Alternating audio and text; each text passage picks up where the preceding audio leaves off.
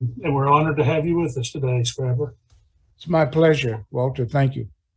Let's see, you graduated from Marion High School and went to the Emory and Henry College, correct? Yes, And you were one of the first African Americans in college there, right?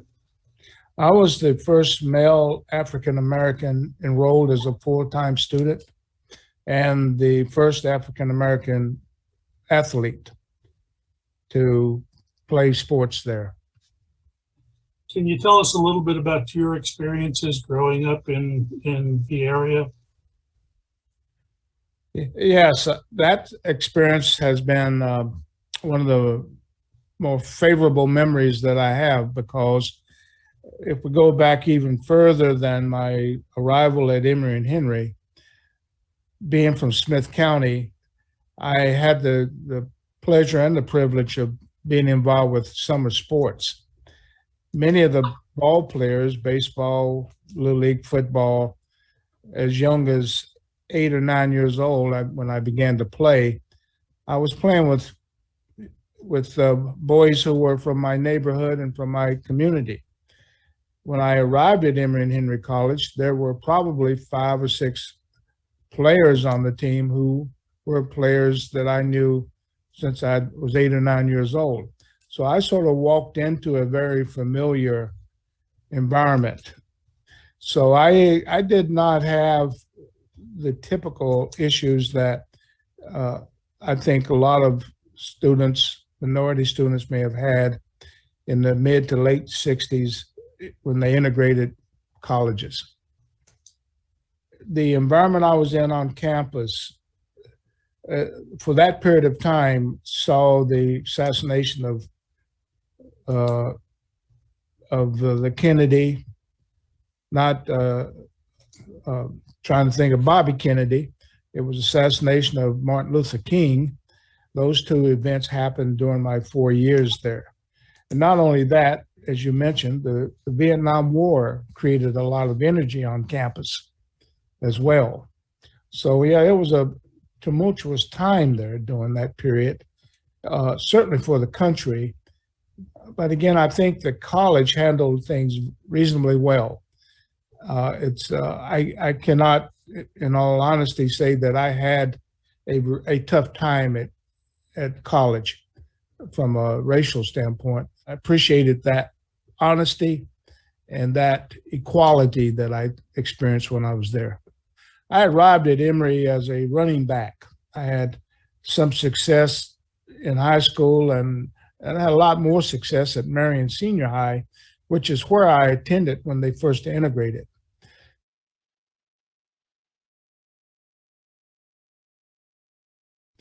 Uh, 2 weeks into practice, the regular safety got injured, and Coach Ramsey asked me if I would play safety. I had a moment of reluctance, but I had never sat on the bench, and I thought, well, this will at least get me off the bench. And as it turned out, I started 35 or 36 games without a break until I had an injury in my mid-year in my senior year. Just completed an 8-year stint with the Board of Trustees that ended in 2019. I was proud to be able to do that. I had an uncle whose name was Jim Broddy, was from West Virginia, but he was a school teacher, an art teacher in New York City. And when he retired, he had heard through folklore, through family folklore, that our family had a slave in our history, and the slave lived near around Washington County, Smith County, and he was emancipated. I think that was the most interesting thing that Uncle Jim found about this folklore was that if in fact this ancestor was emancipated, it predated Abraham Lincoln's Emancipation Proclamation.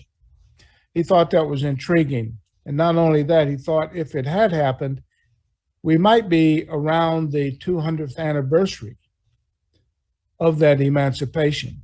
So he spent a lot of his early retirement years searching for that information, confirming that information, and he found it. He found it at the courthouse in Smith County. He found the signed Emancipation Papers issued by Francis Preston, who was married to Sarah Campbell at that time, and in 1793, he was emancipated.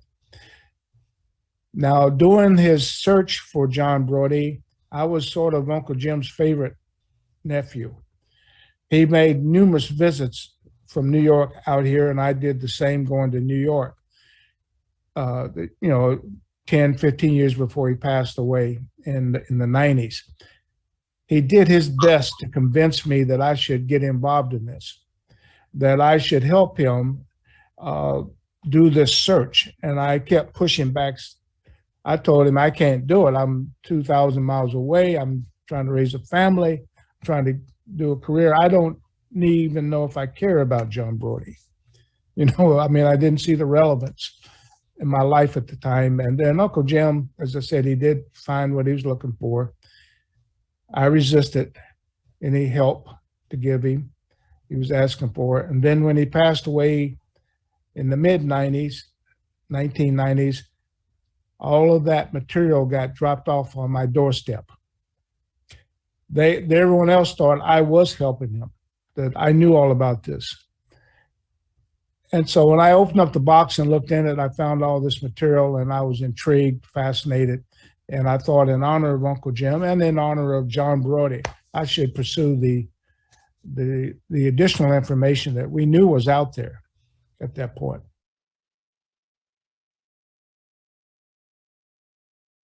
Well, John Broddy was on that trip. Part of my research is why was he on that trip? I have a book by Nellie Preston. It's a fictional account. It's supposedly the papers that were prepared, written memoirs by Elizabeth Henry Campbell, who these papers ended up with her sixth great-granddaughter, Nellie Preston, who took these papers and put together this fictional book. And in this book, it says that it was Elizabeth who insisted on John traveling to Kings Mountain with her husband, William. Says in the book that your purpose is to do all you can to keep him safe, bring him back home. Now that was interesting to me, that you take John to a battle, but as it turns out, his being in Kings Mountain created quite a controversy. You are probably familiar with the controversy that's known as the Strange Campbell Shelby controversy. There's a whole 30 or 40 pages written about this controversy, where John was at the battle and he was mistaken for Campbell. Well, Campbell was mistaken for John. Shelby, who was the governor, ended up being the governor twice of Kentucky, was at that battle, and he accused Campbell of being a coward. And because he saw Campbell sitting on a horse off in the distance, and he wasn't fighting alongside his men as all the others were at the Battle of Kings Mountain.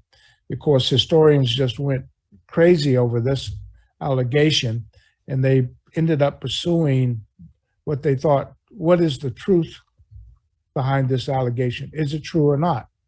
And so that's one key reason, Walter, why we know as much as we know about Walter. It's amazing. You go on this hike, this trek to Kings Mountain to fight a battle. You fight a battle for 1 hour. You go back home, and I don't remember exactly. 20 years later, John Broddy is thrust in the middle of a controversy. William Campbell died fairly young. Yeah, Or- he died approximately 2 years after the Battle of Kings Mountain. Yes. So when the So he was controversy, dead. He was dead when this allegation was made. He was already dead. so Nellie writes a very detailed description of that battle that she's taken from Elizabeth's notes. It tells where each of there were 3 or 4 different commanders that came from different directions with their militia. And before the battle, they appoint Campbell to be the leader of all of them. But each one had responsibility, commander had responsibility for their own militia. And they were placed strategically around the base of the mountain. Ferguson's men had set themselves up at the top of the mountain, thinking they were in an advantaged position there. Turned out not to be true. They, in fact, trapped themselves at the top.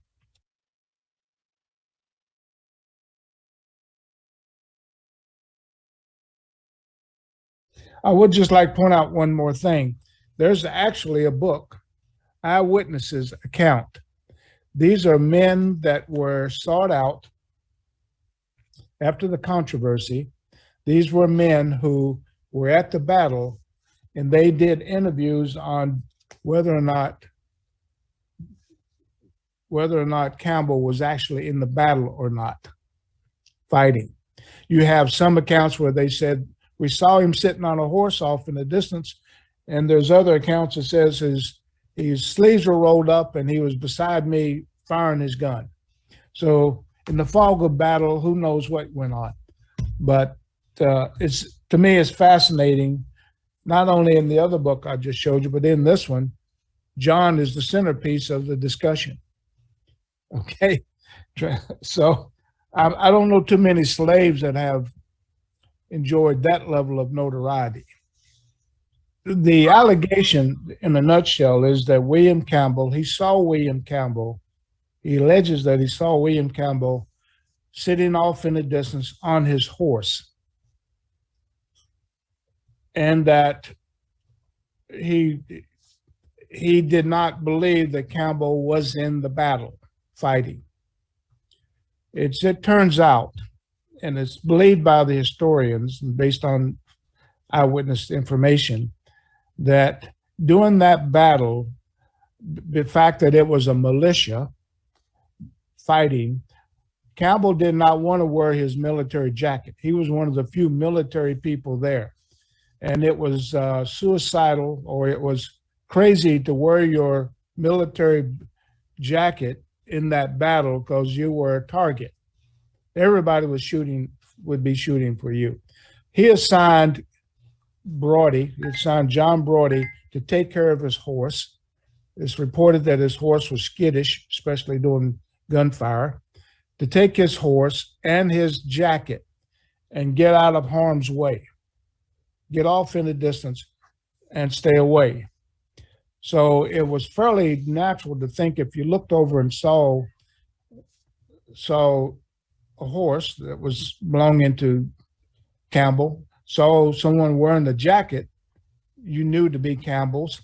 And the third factor is that there is this report that John and Campbell resembled one another.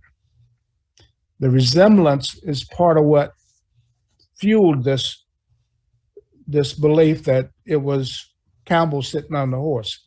They are reported to have looked so closely, resembled each other so closely, that it was a natural mistake to make.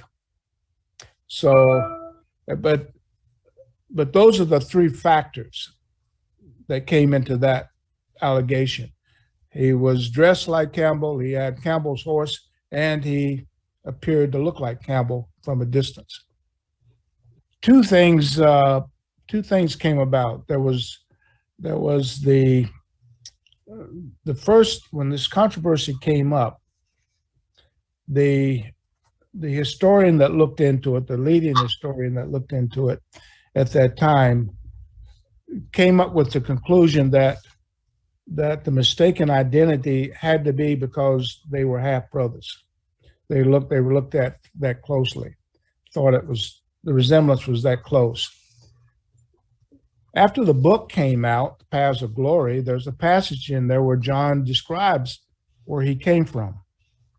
And John describes him being kidnapped from a village in India, a port village, and was loaded on a tea ship, and transported to Annapolis. And it was there that he was purchased by Charles Campbell, William Campbell's father, and brought to the Campbell estate. And that's where he grew up. Now, one of the interesting things about that account is he says he's asked by Elizabeth in this dialogue, where did the name Broddy come from? And he said, I was taken from a port city called Broddy. That's a Baroda, Broddy. And when he was asked when he came to America, what's your name? He said, all I could think of was the name Broddy. And people started calling me Broddy. And John was just thrown in there. Now, I've researched this, and in fact, Walter, there is a port town in India that tea ships left out of coming to America. India tea, the Indian tea came out of that port. And it was, in fact, in the 1700s, a port named by that name. Today, it has a different name. But you can look at maps of that period of time, and there is a port town by that name.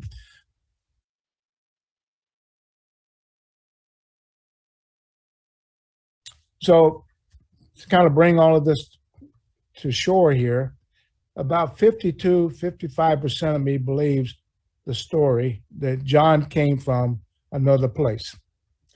Okay?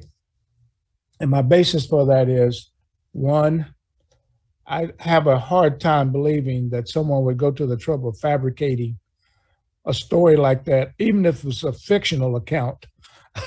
Why would you go to that length to fabricate a story about a slave who's not the key part of the whole story? John's a minor player in the story, in the fictional account. Why would you do that? The second basis for this is, I believe that John, if he came from India, he did not look like an African. He would not have the physical characteristics of an African.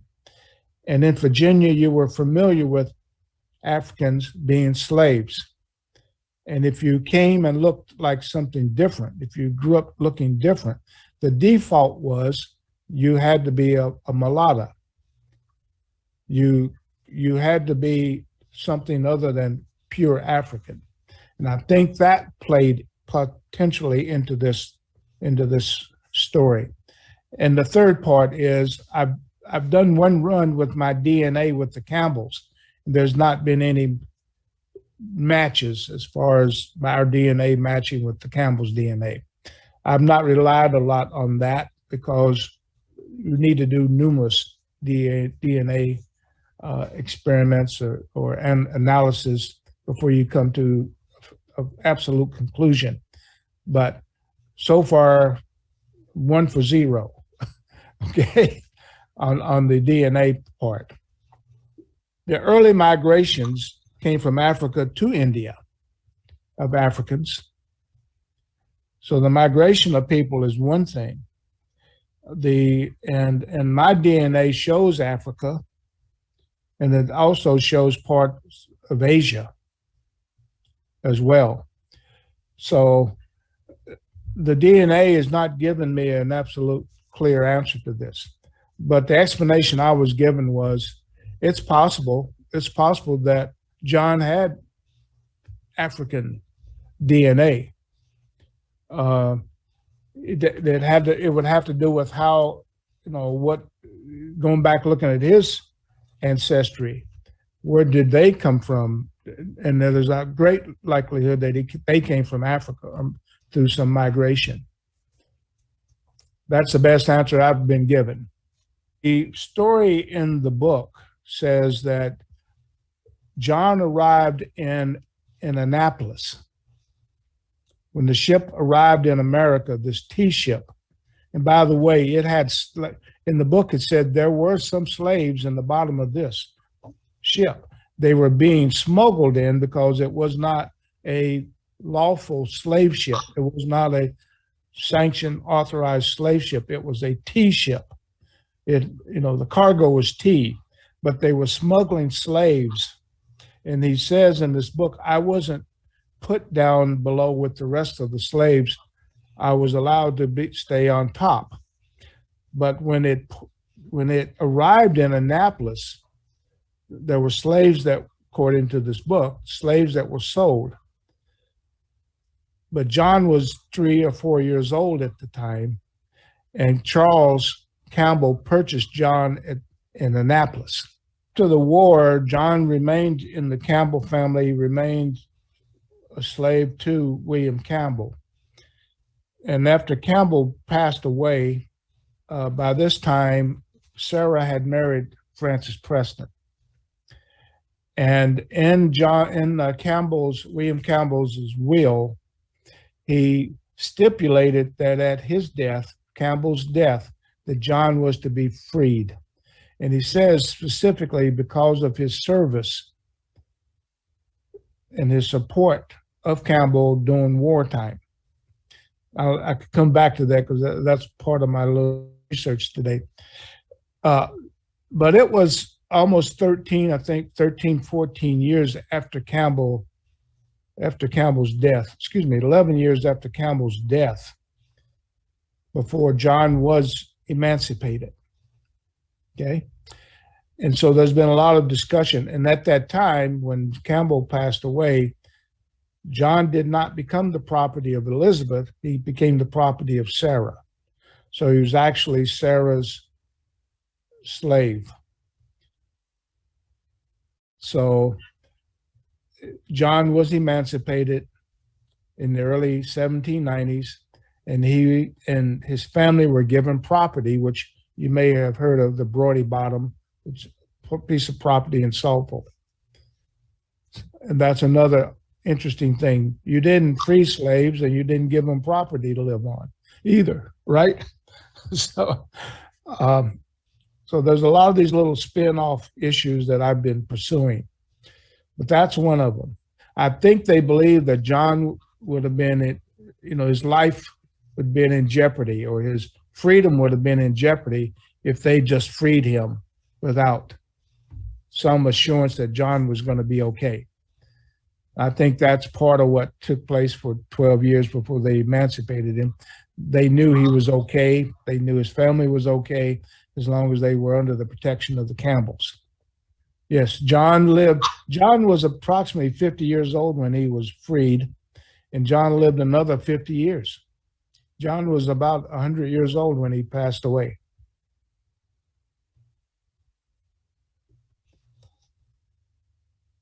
Every September, there's a formal recognition of John and William Campbell. Members from the National Park Service from Kings Mountain come to 7 Mile Ford. You're familiar with 7 Mile Ford? They come to 7 Mile Ford, what we call Aspenvale. This is where William Campbell is buried. And they have a short ceremony there recognizing William Campbell. They also then journey over to Saltville, and they have a similar ceremony for John Broddy there. This goes on every year.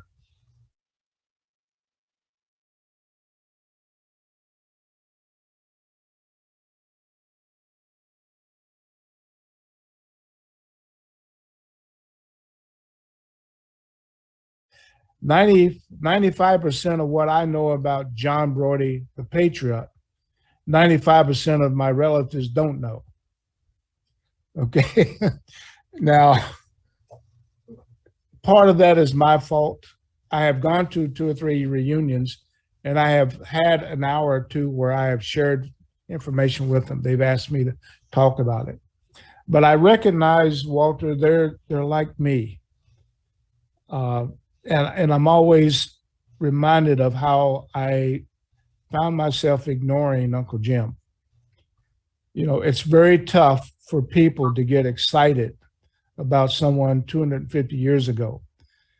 If you're busy today trying to put food on the table, trying to deal with current issues, whether it's education, whether it's employment, it's hard to just sit down and focus on what is going on. This has been a fascinating journey for me because, as you point out, I am familiar with a lot of people who are part of Sons of the American Revolution, Daughters of the American Revolution. I'm unique. Even white members of the Sons of the American Revolution don't have the volume of things that I have. I have John referenced in 11 different sources. I think I have more on John than the country has on Crispus Attucks. Okay, it's amazing to me, and to think how close we came to not knowing anything. How close we came that one aging gentleman in New York City who had heard rumors one day was inspired enough to go looking to see if those rumors were true. That's how close we wouldn't know anything. That's how close I wouldn't know about Kings Mountain Elementary School. That's how close I wouldn't know about all the markers up and down the highway in Abingdon commemorating William Campbell. It's how remarkable that I lived only 10 miles away from Aspenvale and didn't know I had a connection with it. It's remarkable. None of these things were talked about in my family and my grandparents' generation.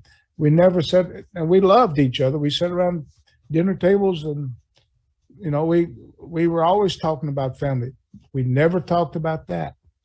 Thank you for this conversation. We're going to open this up now to people in the audience who want to ask questions. So, Scrapper, are you with us?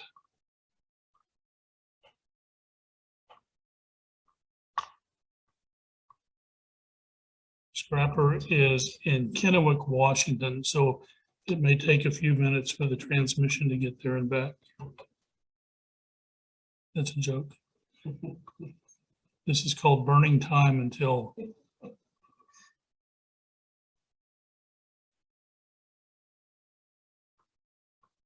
I'm looking for him on the screen to see if he's showing up.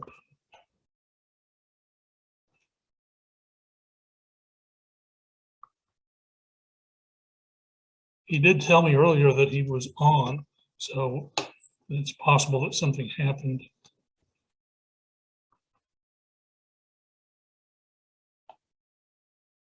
I'm just checking the list real quick. Does anyone have any comment about Scrapper? Anyone remember him from? There he is. Scrapper, you want to unmute yourself?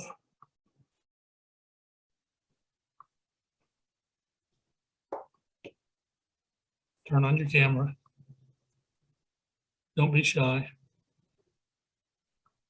There you are.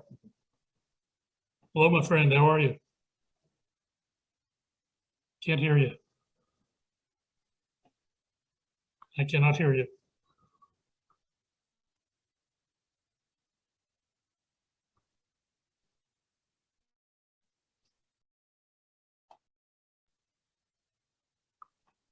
Still cannot hear you.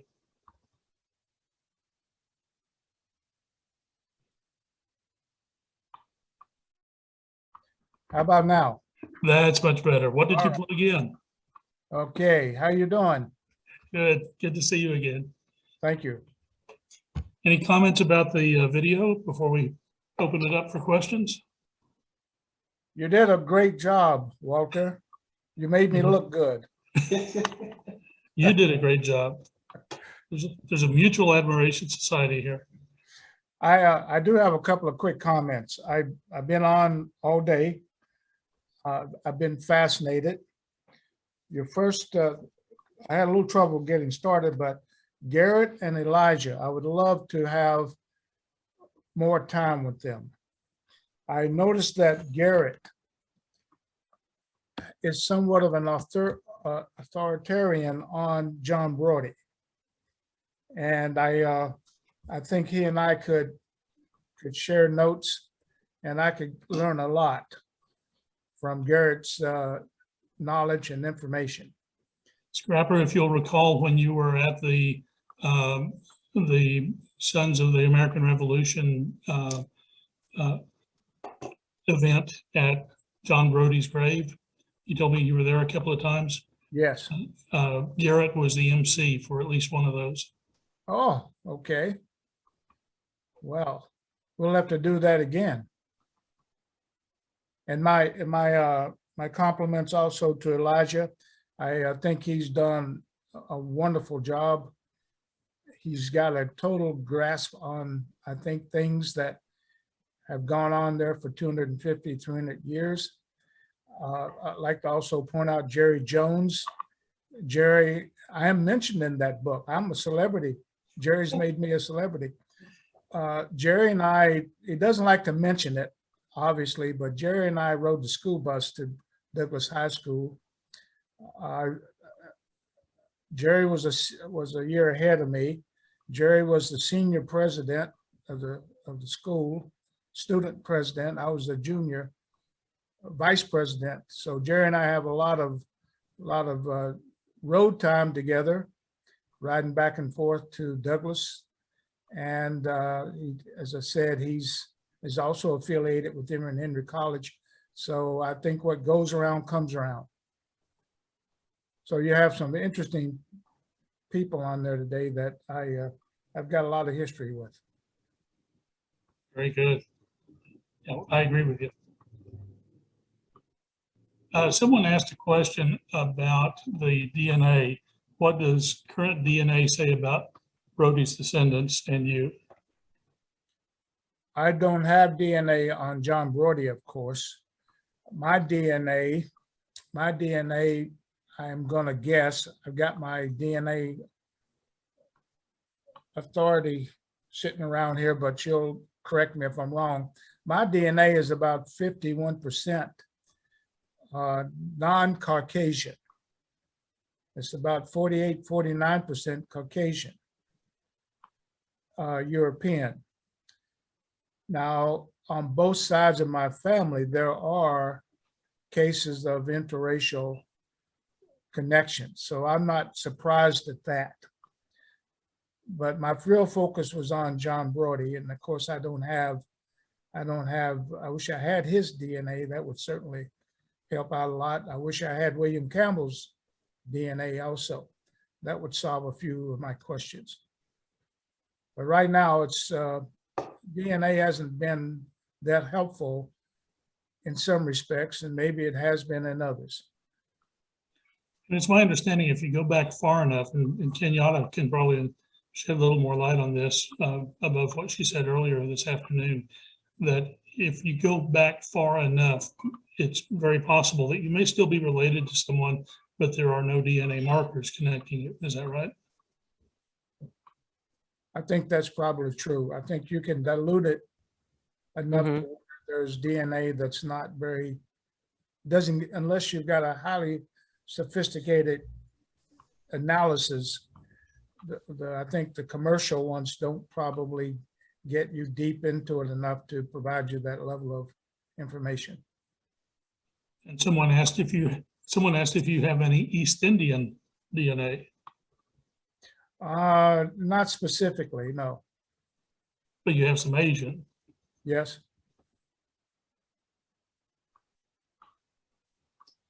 Another person asked, what Little League teams did you play on in Marion? Who coached you and what other Black children played? Oh, that's a wonderful question. I remember those guys. My first coach, I played for the First Methodist Church, White Church. They're still in Marion, sitting there on the corner. I was a First Methodist Church Little League baseball player. My first coach was a guy named Joe Snavely. He had a son my age, and Joe and I graduated together at Marion Senior High, played football together. So it was Joe Snavely was my coach.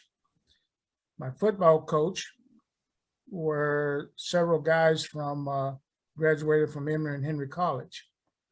So I played on what was called the Cleveland Browns Little League. So if there's anybody out there in the audience that played during that time, you can validate that without any trouble.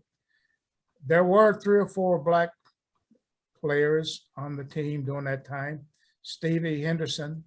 The Hendersons in Marion were a fairly large family. Stevie and I were born 2 days apart. Our mothers were in the hospital together at the same time, giving birth. So Stevie Henderson was, I'm not sure if you're familiar with the Sharps in Marion. That's a family, black family that was pretty prominent. They owned, the Sharps owned the barber shop that had the white customer base. It was very unusual to have a black entrepreneur who has a white only customer base. And they did. Maybe somebody out there knows about the Broad Street Tea Room, which was a bar that the Sharps owned also. But the Broad Street Tea Room was the only social location all the way from probably Knoxville to Roanoke that blacks could go to and enjoy a beer in public. So if there's anybody in the audience that can verify any of that or would like to talk about that, I'm happy to do it. Someone asked if you had been in contact with any Campbell descendants, I suppose, to see if they wanted to do a DNA test. I was, that's who I sent my DNA results to, that I believe they conducted their own analysis. I have contacts with the Campbells. I just have not pursued a second test with them.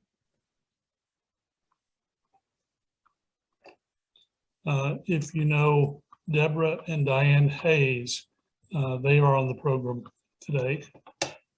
They said hello. Well, thank you. I know both of them. Deborah is an alumni of Emory and Henry College. Deborah and I got inducted in the Sports Hall of Fame at the same time. And of course, her sister Diane Hayes is probably the best known genealogist or ancestry person back there in Marion who looks into the history of blacks. So I know both of those ladies. They were much younger than me, but I know who they are. And your cousin Stephanie Sharp says hello. Stephanie is a Sharp. It's her grandfather that was the owner of the bar and owner of the barber shop. So yes, Stephanie and I we're cousins. Her grandmother and my grandmother were sisters. Hi, Stephanie. And I believe you told me you're planning on coming back to Southwest Virginia later this fall. I'm hoping to come back and spend 3 or 4 weeks. I want to dedicate some quality time to some research. Research I can't do 2,000 miles away. It's a little frustrating and time consuming trying to do it the hard way. But I think I can spend some quality time there and get some work done. Look forward to seeing all of you. Hopefully I can meet Elijah and Garrett and the rest of you there. Well, we hope you will come by the Historical Society while you're in town. This has been a great program. I hope you can do it each year. I think there's a lot of things brought out today that people don't really know. I agree with you, and that is my hope as well, that we can do that and build from this foundation. Thank you very much. Scrapper, thank you very much for being part of this program. Very interesting. Thank you.